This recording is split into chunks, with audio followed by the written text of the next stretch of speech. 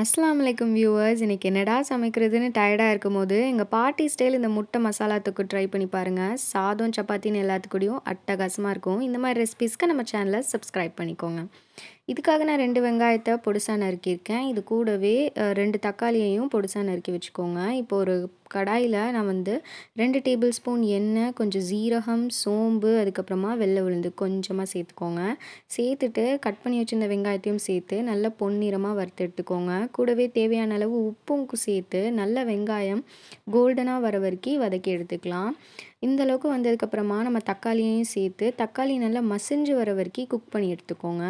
இதில நம்ம மசாலா சேர்க்கலாம். மஞ்சத்தூள், மிளகாத்தூள், அதுக்கப்புறமா தனியா, கூடவே கொஞ்சம் கரம் மசாலா. இது எல்லாத்தையும் சேர்த்து நல்லா மசாலா நல்லா பெரட்டி வர வரைக்கும் குக் பண்ணி எடுத்துக்கோங்க. இன்னொரு சைடு ஒரு தவால நான் வந்து முட்டைய வந்து இந்த மாரி நல்ல பெப்பர் தூக்கலா போட்டு 2 பக்கமும் திருப்பி 4ஆ கட் பண்ணி எடுத்துக்கோங்க. இப்போ கட் பண்ணி வச்சிருந்த இந்த முட்டைய மசாலா கூட பெரட்டி எடுத்து ஒரு வாய் வச்சு பாருங்க. அப்போ தெரியும் இது எவ்வளோ டேஸ்டியா இருக்குன்னு.